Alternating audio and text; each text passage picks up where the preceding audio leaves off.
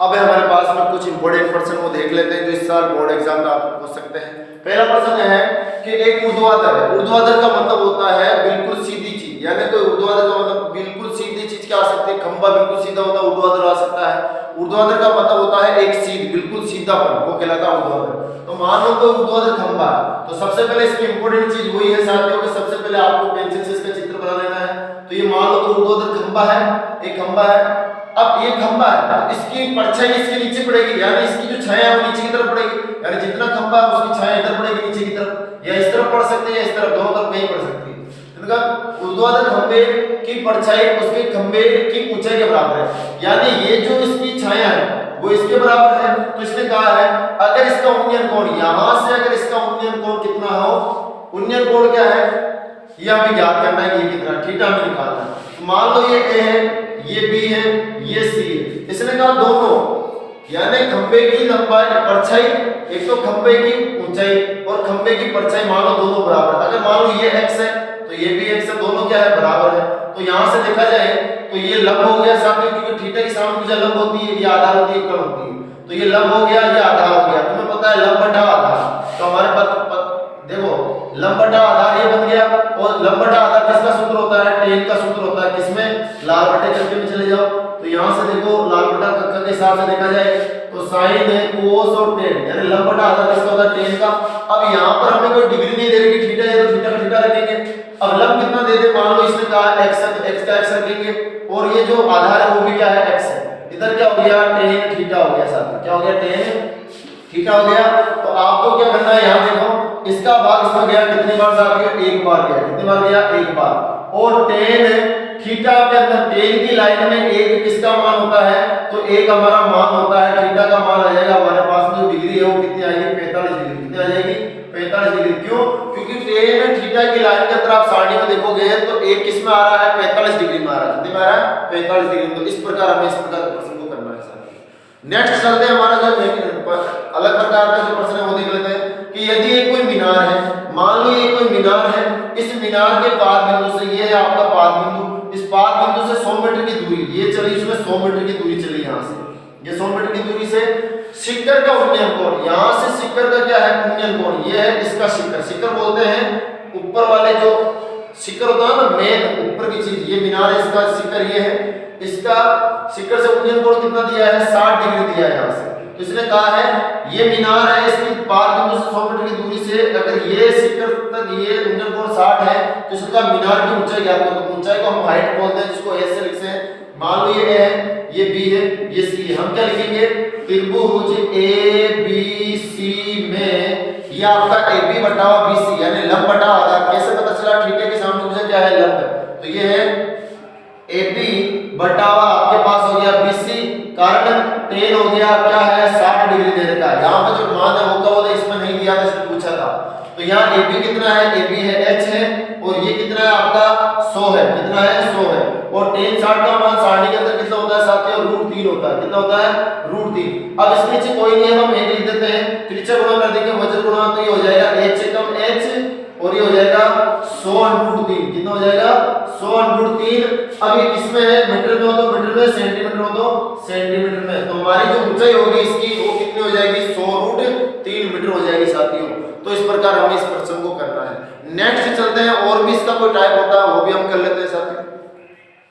अब है हमारे पास में तीसरा प्रश्न कि इस प्रकार का प्रश्न भी आपसे पूछ सकता है इस बार बोर्ड एग्जाम में, 1 नंबर का, कि कोई 15 मीटर लंबी एक कोई सीढ़ी है और एक ऊर्ध्वाधर यानी सीधी है दीवार के शिखर तक पहुंचती है। मान लेते हैं कि 15 मीटर लंबी एक सीढ़ी है।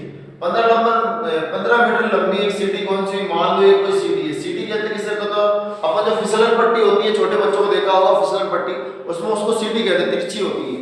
तो ये आपको मान लो 15 मीटर आपकी क्या है, सीढ़ी है। अब ये सीढ़ी क्या कर रही है, ऐसे तो अकेले तो खड़ी नहीं हो सकती, ये किसी दीवार से सटी हुई है।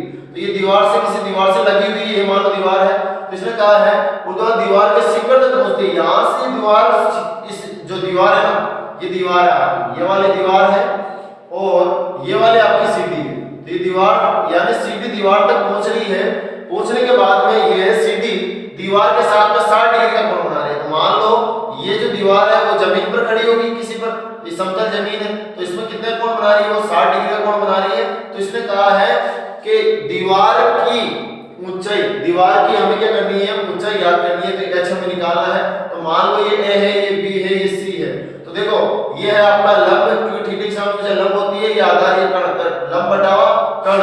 तो लाल बटे कक्के में जाओ, लाल बटा कक्का होता है हमारा, ऐसे सूत्र होता है, तो sin cos tan लंब बटावा कर्ण, यानी AB बटावा है आपके पास में AC, AB बटावा क्या हो गई AC, कारण क्या हुआ, लंब बटावा आधार, किसका सूत्र होता है tan sin का, किसका होता है सूत्र sin का, लंब बटा आधार किसका होता है sin का, क्या दे रखा है 60 दे रखा है। तो यहां से लंब कितना है हमारे पास में h है, और ये कितना है हमारे पास में 15 है, और sin 60 का मान 60 में कितना होता है √3/2 होता है, साथ में कितना होता है √3/2, त्रिज्या गुणा कर दो, ये हो जाएगा 2h कम 2h, ये हो जाएगा 15√3, ये गुणे का है, उधर जाएगा भाग में हो जाएगा, तो ये क्या होगा देखो h बराबर आ जाएगा 15, ये 15√3 का 3, ये गुणे का तो उधर जाएगा तो भाग में हो जाएगा।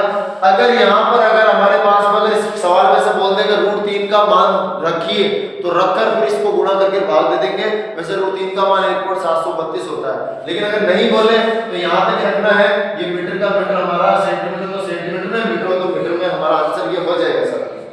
तो ये भी हो गया। नेक्स्ट चलते हैं कि इसने कहा है 10 मीटर ऊंची एक मीनार है, तो ये लो 10 मीटर ऊंची, ये क्या है मीनार है, यानी 10 मीटर ऊंची कोई मीनार है, मीनार के शिखर से पृथ्वी पर, मीनार का शिखर है और पृथ्वी का पृथ्वी नीचे है, एक बिंदु से इसका अवनमन कोण, यहां से इसका अवनमन कोण तुम्हें पता है, एक अवनमन कोण या तो सामने बनता है और ये क्या बनता है नीचे बनता है, या तो नीचे बनेगा या ऊपर बनेगा, तो सामने वाला बनने वाला कोण इस पूरे कोण के क्या होता है बराबर होता है। तो यहाँ कितने का कोण बना रहा है साथियों, अवनमन कोण कितने का बना रहा है 30 डिग्री का। मैंने कहा है कि अगर यहाँ 30 बन रहा है तो यहाँ पर भी क्या बनेगा 30, यानी उन्नयन कोण और अवनमन कोण होते हैं बराबर। तो इसने कहा है कि कोण 30 डिग्री है, तो बिंदु भी, ये जो बिंदु है ना ये वाला, इस बिंदु की मीनार के आधार से ये दूरी हमें क्या मैंने निकालनी है, तो ये A हो गया, ये B हो गया, ये क्या हो गया C हो गया। तुम्हें पता है कि ये हमने दूरी निकालनी है, तो इसको हम x लिख देते हैं, तो लंब बटा आधार यानी AB बटावा हो गया BC, और ये आपका हो गया tan, किसका हो गया tan का, लंब बटा आधार लाभ बटा कम किसका होता है tan का होता है। तो AB कितनी है हमारे पास में 10 है, और ये कितनी है x है, और यहाँ tan इसका मान कितना होता है 1/√3 होता है, सारणी में 1/√3 होता है। तो इसे गुणा कर दो, x से कम x, और ये हो जाएगा 10 से कम 10√3, मीटर का मीटर, अगर √3 का मान दे रखा हो तो यहाँ रखकर हम इसको गुणा कर देंगे, हमारी दूरी निकल जाएगी। मीटर हो तो मीटर, सेंटीमीटर हो तो सेंटीमीटर में यहाँ पर अपन रखकर सल कर देंगे, लेकिन अगर नहीं देवे तो यहाँ तक ही हमें करना है। इसका मतलब है हमारी सारणी बहुत इंपॉर्टेंट है, क्योंकि सारणी का बगैर ये नहीं कर सकते अपन। दूसरी बात, इसके अंदर आपको इसके बारे में नॉलेज होनी चाहिए, जानकारी कि लंब कौन सा आधार कौन सा कण, ये मैंने पहले से बता दिया आपको अच्छी तरीके से, और आप इस प्रकार इसको कर लेंगे साथ में। तो नेक्स्ट चलते हैं, फिर आगे वाला प्रश्न आपका 5 नंबर का कौन सा होता है वो भी हम देख लेते हैं साथ में।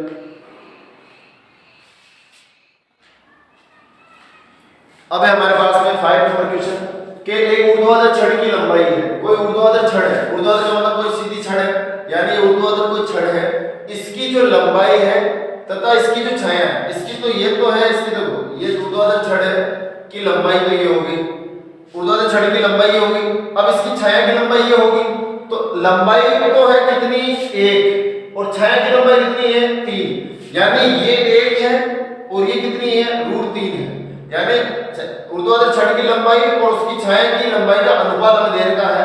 तो हमें कहा है कि सूर्य का उन्नयन कोण कितना होगा, यानी ये थीटा हमें निकालना है सामने से।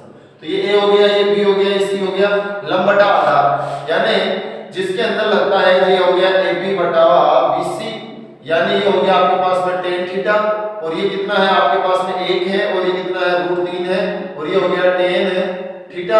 अब tan की लाइन में 1/√3 का किसका मान होता है, tan की लाइन में 1/√3 होता है, tan की लाइन के अंदर रूट मान होता है आपके पास में, तो ये आ जाएगा आपके पास में थीटा का मान tan की लाइन में 1/√3 होता है 30 डिग्री का, किसका होता है 30 डिग्री का। तो हमारा आंसर कितना आएगा 30 डिग्री, कितना आएगा साथियों 30 डिग्री, tan की लाइन में 1/√3 30 का होता है। यहाँ दे रखा है ये कोई पहाड़ी है, मान लो ये कि कोई पहाड़ी हुई, पहाड़ी का ढलान है, पहाड़ी का ये ढलान इधर होता है, मान लो ये ढलान है कि 37 से 60 का कोण बनाता है। अब इसका 37 तल ये होता है, यानी ये कोई पहाड़ी है, अब पहाड़ी क्या कहते हैं, जिसको पहाड़ी है, ये पहाड़ी किसी पर टिकी हुई है और उसका 37 तल ये है, और उस पर क्या इसका जो ढलान है वो यहाँ से कितने का कोण बना रहा है, 60 डिग्री कोण बना रहा है। यदि शिखर तक पहुंचने में, अगर यहाँ तक पहुंचने में उसको 500 मीटर की दूरी चलनी पड़ती है, चलना पड़ता है, तो इसने कहा पहाड़ी की ऊंचाई क्या होगी, ये पहाड़ी कितनी ऊंची वो हमें निकालनी है। तो ए बी सी, वही लंब बटावा कर्ण, लंब बटावा कर्ण का मतलब हो गया साइन हो गया, तो यहाँ से हो गया ए बी बटा हो गया एस सी बराबर हो गया साइन, और यहाँ क्या है साइन 60, तो ये हो गया आपके पास में h, और ये कितना हो गया 500 हो गया, और इसका मान होता है 60 के अंदर रूट 3/2। ठीक है साथियों, इसको इससे गुणा कर दो तो ये आ जाएगा आपका 2h, कितना आ जाएगा 2h, और ये हो गया आपका 500 रूट 3, 500 रूट 3 हो गया, ये गुणे का है बट्टे में चला जाएगा, तो ये h का मान कितना आएगा 500 रूट 3/2 आ जाएगा। 2 का भाग 500 में जाता है 250 बार, तो यहाँ से h का मान कितना जाएगा 250 रूट 3 यानी 250 रूट 3 मीटर आंसर, यानी इतनी उस पहाड़ी की ऊंचाई हो जाएगी। तो ये प्रश्न का आंसर हमारा हो जाएगा। नेक्स्ट एक या दो प्रश्न और है, वो भी हम देख लेते हैं, फिर ये इस प्रकार के प्रश्न आपसे हो सकते हैं साथ। अब साथियों हमारे पास में लास्ट एंड फाइनल क्वेश्चन वो हम देख लेते हैं कि ये एक दीर्घा एक सर्कस का कोई कलाकार है, एक 20 मीटर लंबी डोर पर चढ़ रहा है। मान लो ये 20 मीटर डोर है लंबी है, ये 20 मीटर डोर है लंबी, ये क्या कर रहा है, एक इस डोर पर यहां से इस डोर पर चढ़ रहा है, लगी जो एक तनी हुई है, कहां से तनी हुई है, जो अच्छी तरह से तनी हुई है, खींची हुई है, भूमि पर सीधे एक लगे खंभे से।